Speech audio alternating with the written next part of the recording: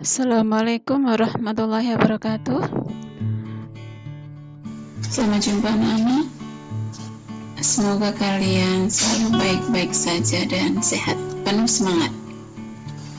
Pada kesempatan kali ini kita akan belajar tentang menulis puisi baru. Pada bab sebelumnya kalian sudah mempelajari ciri-ciri puisi baru ya. Coba saya ulang saja sebentar di sini. Sebelum akhirnya kita nanti akan belajar bagaimana menulis puisi baru. Yang pertama, puisi baru menggunakan bahasa yang lebih bebas. Diksi yang digunakan lebih beragam. Kemudian yang kedua, jumlah kata dalam larik juga tidak ditentukan. Ini berbeda dengan puisi yang lama, di mana pada jenis puisi tertentu pada setiap bait harus terdiri dari 4 larik, misalnya pada jenis pantun. Kemudian pada syair pun demikian. Terus selanjutnya jumlah larik dalam bait pun juga tidak ditentukan, itu pada ciri puisi baru. Selanjutnya rima pun juga demikian, tidak digunakan rima yang terikat.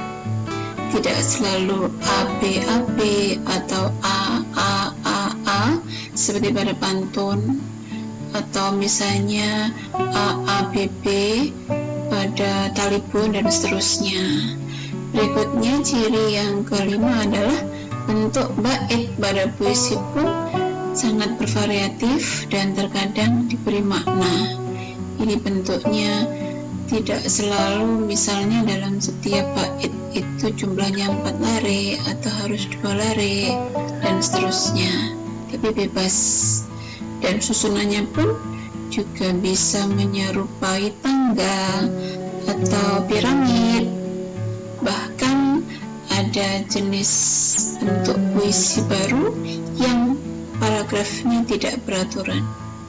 Oke, demikian gambaran tentang ciri-ciri puisi baru yang kalian sudah pelajari sebelumnya. Berikutnya adalah langkah-langkah menulis puisi. Ini saya jelaskan satu-satu. Yang pertama, menentukan tema. Nah, kalian sebelum menulis puisi harus tentu menentukan tema terlebih dahulu. Temanya apa? Nanti akan artinya nanti kita akan membuat tema bebas ya. Bisa berhubungan dengan masalah sosial, kasih sayang, atau bahkan berhubungan dengan wabah yang sedang kita hadapi bersama, yaitu tentang corona gitu ya. Kemudian yang kedua, menentukan nada dan suasana puisi. Maksudnya di sini adalah ketika menulis puisi kita harus bisa menentukan.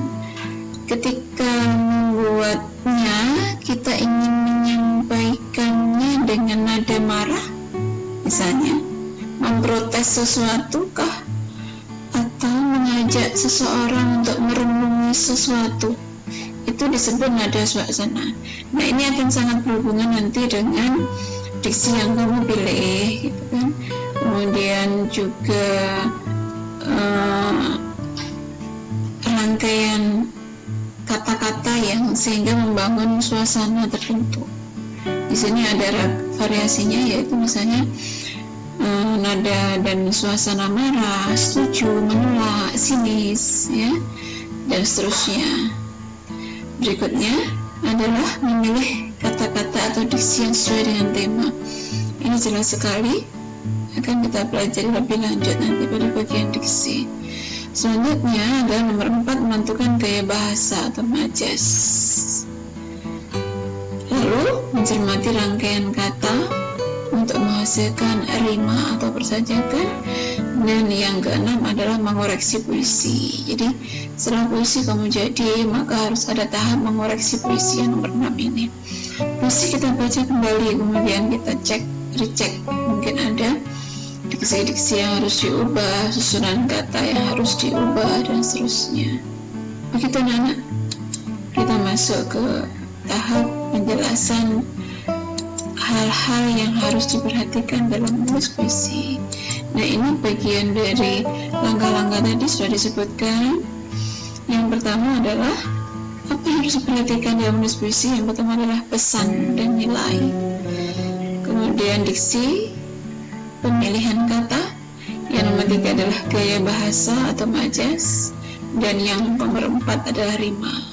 Oke, kita bahas satu persatu. Yang pertama adalah pesan dan nilai. Saya perlu jelaskan di sini bahwa pesan dalam puisi adalah amanat yang ada di dalam puisi. Jadi pesan dan ini harus ada ya, karena pesan termasuk juga nilai itu merupakan ruh suatu puisi, gitu ya, yang harus atau yang kita sampaikan kepada pembaca. Jadi di balik keindahan bahasa, pesan dan nilai harus ada dalam puisi. Karena jika puisi yang dibalut dengan keindahan bahasa itu tanpa ada pesan dan nilainya, maka puisi itu kosong, begitu anak ya. Sehingga puisi itu wajib ada di dalamnya adalah pesan dan nilai. Oke, sampai di sini. Selanjutnya kita membahas tentang diksi. Diksi, apakah diksi? Diksi adalah pemilihan kata yang tepat untuk mewakili pesan yang akan kita sampaikan di dalam puisi. Gitu Nana ya. Jadi kita sebagai penulis puisi harus cermat dalam memilih kata. Sebab kata-kata yang ditulis harus mempertimbangkan maknanya, komposisi bunyi dalam rima dan irama, kedudukan kata itu di tengah konteks kata lainnya, dan kedudukan kata di dalam keseluruhan puisi. Jadi begitu anak-anak. Diksi kita pilih dengan cermat untuk bisa menghadirkan semua unsur itu tadi. Begitu. Selanjutnya adalah yang berhubungan diksi itu apa saja? Perbendaharaan kata. Dari mana kita bisa tahu atau bisa menambah perbendaharaan kata? Semakin banyak membaca, kita akan semakin banyak bisa memiliki perbendaharaan kata.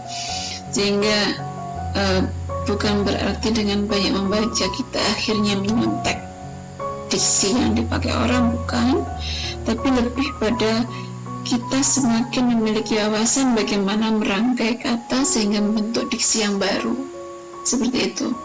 Nah, ini urutan kata juga demikian. Kata-kata bisa dibalik ya, sehingga menjadi sesuatu, menjadi diksi yang berbeda. Misalnya urutan kata di sini, kalau saya mencontohkan, misalnya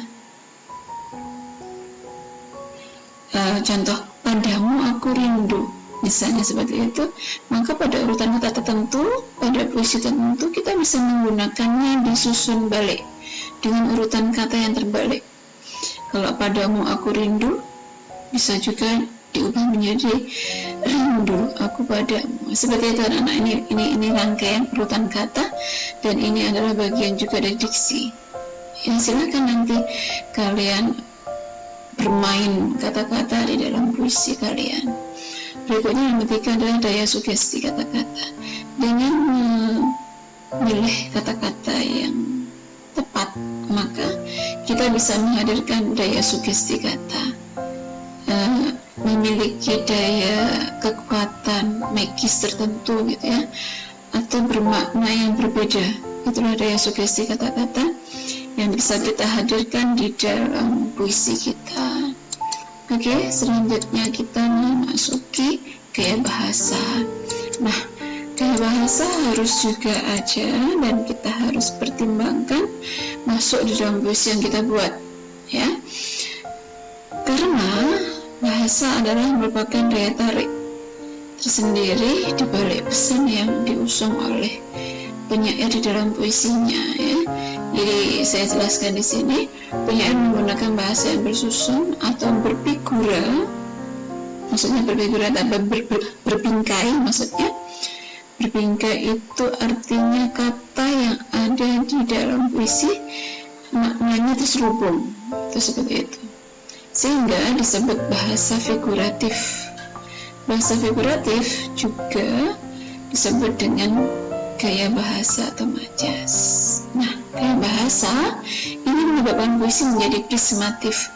Maksudnya prismatif itu apa?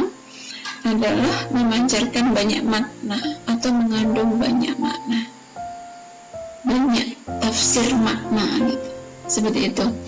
Nah, disinilah fungsi gaya bahasa yang memberikan nuansa variasi makna dan juga keindahan puisi.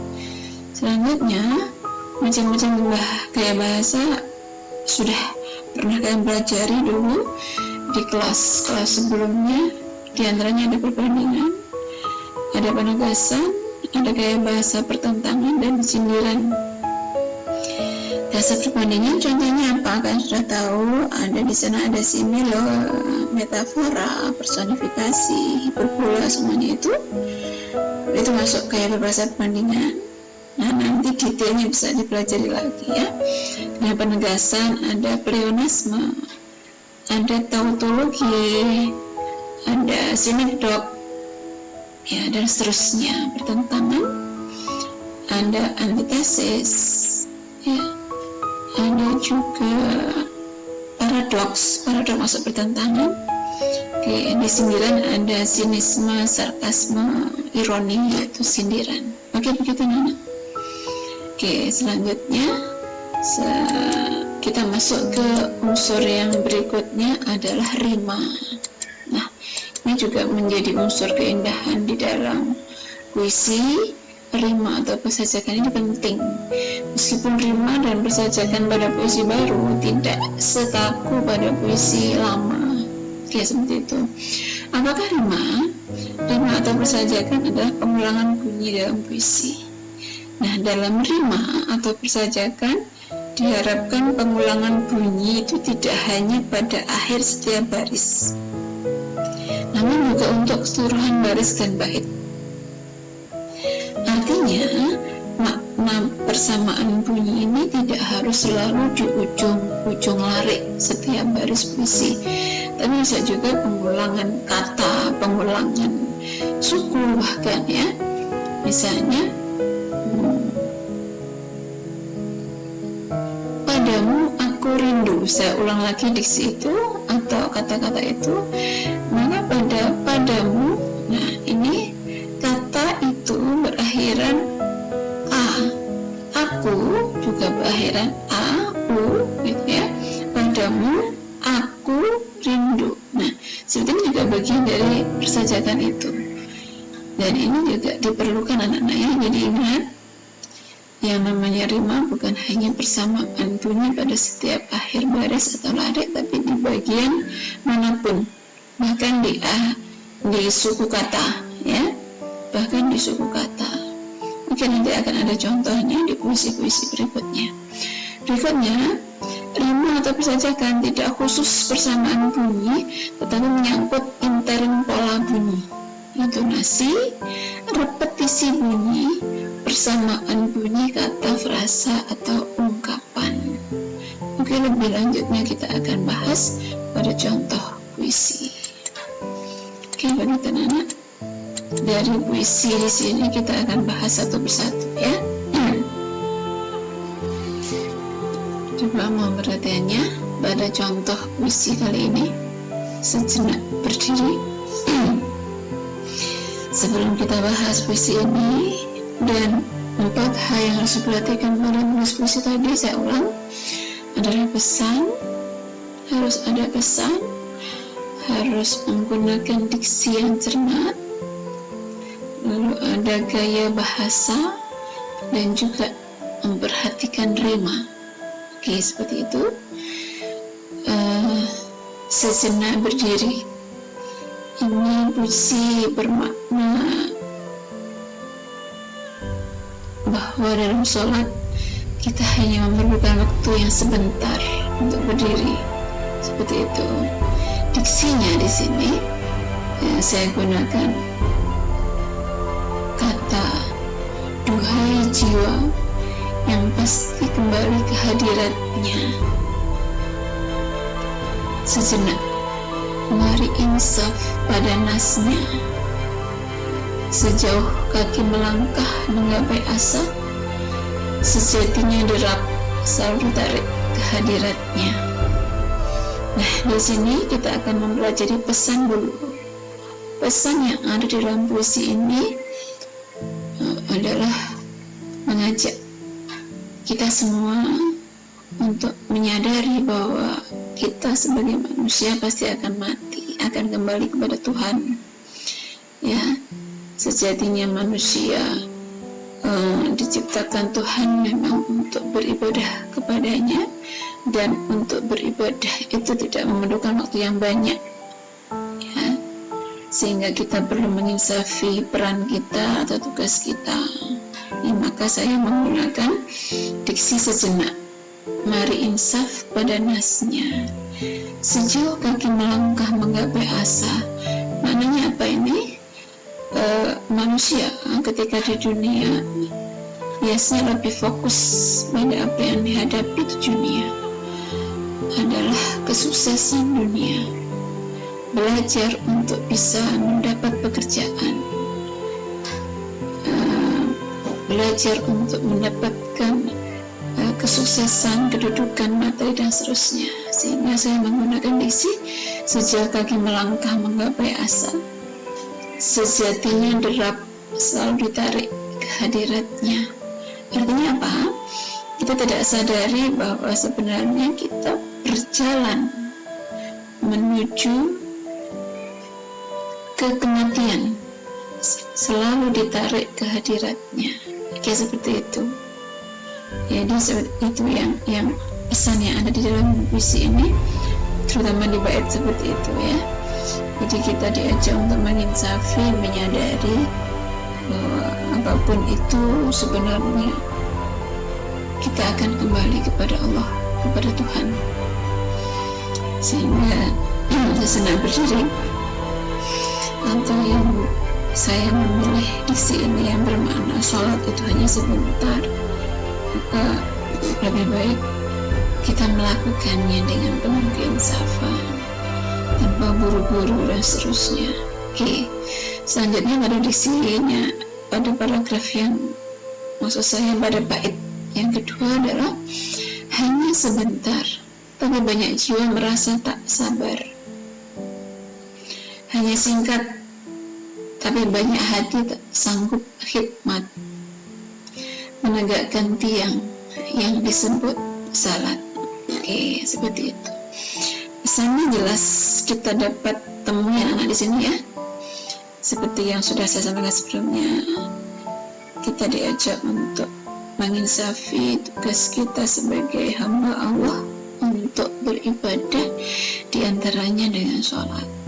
Oke, seperti itu. Di balik pekerjaan, kesibukan dunia, tapi kita tetap harus meluangkan waktu untuk beribadah sholat. Oke, seperti itu. Nah, kita membahas diksi anak-anak. Diksi seperti ini banyak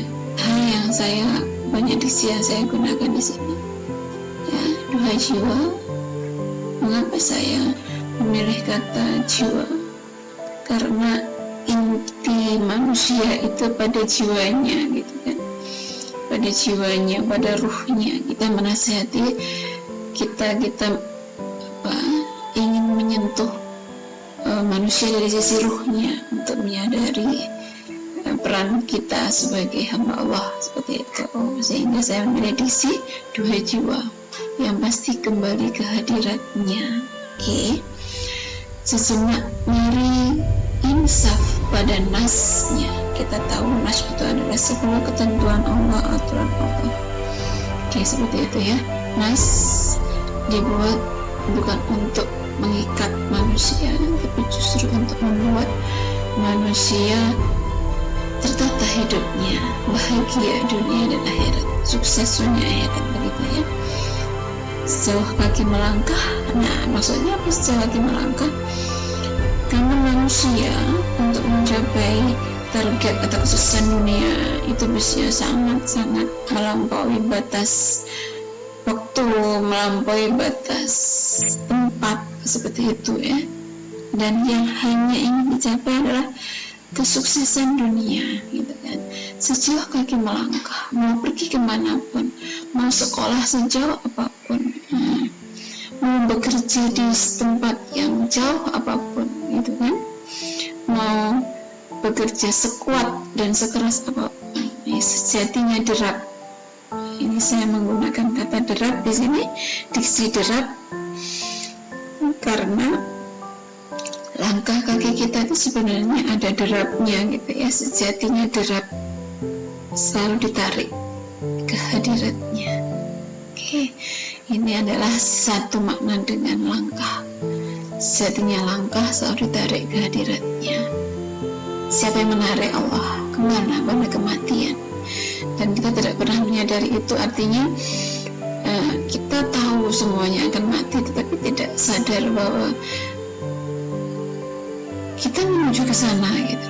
Tapi yang ingin kita capai justru kesuksesan dunia, harta, benda, dan semuanya. Oke, kita tidak mengkhianati kenyataan bahwa dalam kehidupan kita harus mencapai kesuksesan itu. Tapi itu tadi, kembali kita kepada menginsafi kewajiban kita sebagai hamba Allah. Oke, seperti itu. Jadi kita harus imbang antara sukses dunia dan juga sukses akhirat. Oke, hanya sebentar, tapi banyak jiwa merasa tak sabar. Oke, hanya sebentar. Sebentar apa? Sholat itu hanya sebentar. Tapi kadang orang yang tak sempat karena sibuk, karena masih banyak pekerjaan, karena masih ada PR, nanggung, selesaikan dulu. Nah, seperti itu. Hanya singkat, tapi banyak hati tak sanggup khidmat. Tuh, sholat itu hanya sebentar. Tapi apakah kita selalu bisa khusyuk? Tidak. Dalam sholat pun kita sering memikirkan hal-hal yang sifatnya dunia. Ayo, PR-ku tadi ketemu, jawabannya ketemu malah pada saat sholat yang seterusnya. Itu seperti itu. Menegakkan tiang yang disebut sholat. Mengapa tiang?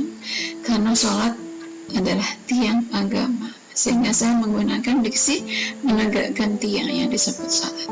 Oke, begitu anak. Itu diksi. Selanjutnya gaya bahasa. Gaya bahasa di mana ini kita ada? Nih, sejauh kaki melangkah.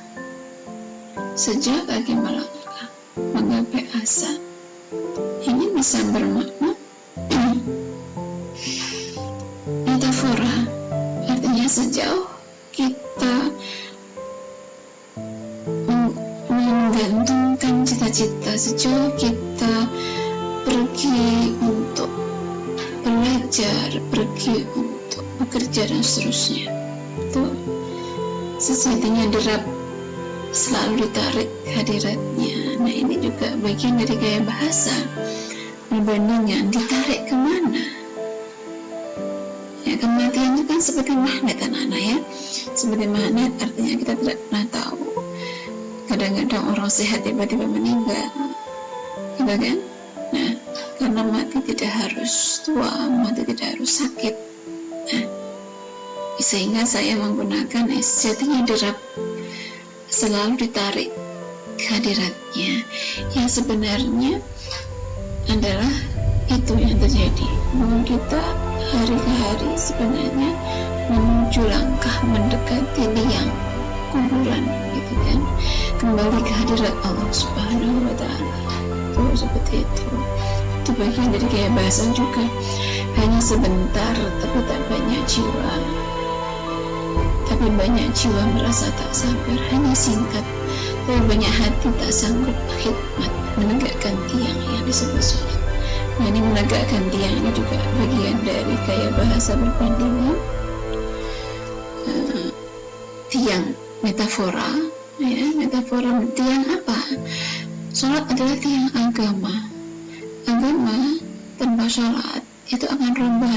Apa maknanya agama jika tidak sholat? Bahkan orang muslim pun jika tidak sholat maka disebut kafir, karena dia tidak memiliki tiang. Bayangkan sebuah bangunan tanpa tiang, maka dia akan roboh begitu. Jadi orang yang tidak sholat maka robohlah agamanya. Itu seperti itu kurang lebih ya. Nah, rima sang rima. Rimanya di sini sengaja diceritakan rima pada akhir harinya a saja ya. Jadi Ini sesuatu yang disengaja untuk menghadirkan keindahan puisi. Rima, ya, sama di sini juga sebentar, tak sabar. Ini kalau saya sebut tadi bahwa rima bukan hanya ada di akhir lirik, maka ini sebentar, sabar itu juga bagian dari rima yang sengaja saya ciptakan untuk menghadirkan persajakan yang memberi daya mikis tertentu gitu ya, daya makna tertentu gitu. Kemudian ini saya juga menggunakan hanya singkat tetapi hati tak sanggup khidmat. Nah, seperti ini kan juga satu rima, singkat khidmat ya. Saya tidak akan memasangkan hanya sebentar tapi banyak jiwa merasa tak khidmat, nggak akan, karena tidak membentuk rima yang sama tadi. Tapi ini sebaliknya, pada sebentar saya pasangkan dengan tak sabar, kemudian singkat dipasangkan dengan khidmat. Kayak seperti itu. Itu bagian juga dari rima yang sengaja diciptakan untuk menghadirkan sesuatu keindahan di samping makna, di samping pesan dan nilai yang ada di dalamnya. Oke, begitu kan? Oke, seperti ini juga sholat. Nah, membangun rima yang sama. Ini dalam satu bait ini rimanya adalah A, B, B, B. Oke, seperti itu. Oke, sampai di sini ada contoh puisi yang kedua. Nah, ini saya sangat suka dengan puisi yang saya buat ini. Judulnya cantik. Saya beri judul cantik. Saya baca dulu ya. Semua wanita ingin cantik. Wajah dipoles, menutup bopeng dan bintik-bintik. Setiap hari dia sibuk menghias diri, mencukur alis, lalu melukisnya begitu rapi. Bulu mata dilengkungkan memanjang, wajah disabu halus dengan warna lembut merona, bibir digincu dengan warna senada. Duhai, betapa cantiknya engkau wanita. Oke, seperti itu. Masih bagian pembuka. Ini gambaran bagaimana wanita sangat mencintai dengan kecantikan. Begitu anak ya? Oke. Tapi ada bait berikutnya. Tapi wajah cantik yang memikat akhirnya akan menjadi makanan belatung dan ulat. Mengapa saya prediksi itu? Di kubur nanti anak-anak, semua fisik kita termasuk wajah cantik kalian itu jelas akan dimakan belatung dan ulat. Tidak bisa dipungkiri itu yang terjadi secara alami, begitu ya namanya. Lalu kemudian siapa yang akan menolong kita di akhirat? Jika karena cantik kita menjadi enggan berwudu untuk sholat. Oke, seperti itu. Jadi dari contoh puisi ini diksinya lebih lugas ya, saya gunakan diksi lebih lugas. Di sini hanya bermain rima ya. Kamu bisa lihat di sini pesan jelas terusung di sini. Pesannya apa anak? Oke, wanita boleh cantik, tapi jangan sampai karena kecantikannya menjadi malas atau merasa sayang kalau harus berwudu karena dandanannya menjadi rusak dan seterusnya. Ya, jangan sampai anak-anak untuk pilih mendalik. Oke, seperti itu ya. Coba kita analisis dari depan. Semua wanita ingin cantik, toh tidak bisa dipungkiri ini ya. Wajah dipoles, menutup bopeng dan bintik-bintik. Nah, ini saya gunakan diksi yang berrima sama, cantik dan bintik-bintik. Oke, setiap hari dia sibuk menghias diri. Ini rimanya sudah berbeda. Setiap hari menghias diri, oke? Mencukur alis, lalu melukisnya begitu rapi. Oke, ini rimanya berarti A, B, B. Seperti itu gitu ya. Bulu mata dilambungkan memanjang, wajah disapu halus dengan warna lembut merona, bibir digincu dengan warna senada. Duhai, betapa cantiknya engkau wanita. Oke, rimanya sudah berganti lagi di sini. Kalian bisa lihat, ini juga sengaja diciptakan rimanya a. Oke, begitu ya. Tapi wajah cantik yang memikat akhirnya akan menjadi makanan belatung dan ulat. Ini juga sengaja diciptakan memikat dan ulat. Saya tidak menggunakan diksinya, saya balik. Tidak akan saya balik begini, akhirnya akan menjadi makanan ulat dan belatung, itu enggak. Ini tidak akan membangun rima dari kata memikat bahwa hari sebelumnya. Seperti mana ya? Itulah kecermatan yang harus kalian buat, sehingga puisi selain pesan juga dibingkai dengan kata-kata yang indah, mulai dari urutan kata, diksi-diksi yang kalian pilih. Di sana juga ada gaya bahasa dan juga ada rimanya. Oke, seperti itu. Lalu siapa yang akan menolong di akhirat? Nah, jika karena cantik kita menjadi enggan berwudu untuk sholat. Kita bisa lihat ini rimanya a. Memikat, ulat, akhirat, salat. Oke, seperti itu ya. Anak-anak, sampai di sini mungkin pelajaran kita menulis puisi. Jangan lupa untuk menulis puisi kita harus memperhatikan 4 hal. Masih ingat tadi? Ada pesan, kemudian ada diksi yang harus diperhatikan, kayak bahasa dan juga rima. Oke anak-anak, selamat berlatih dan semoga sukses. Tetap semangat, jangan lupa belajar, jaga kesehatan. Assalamualaikum warahmatullahi wabarakatuh.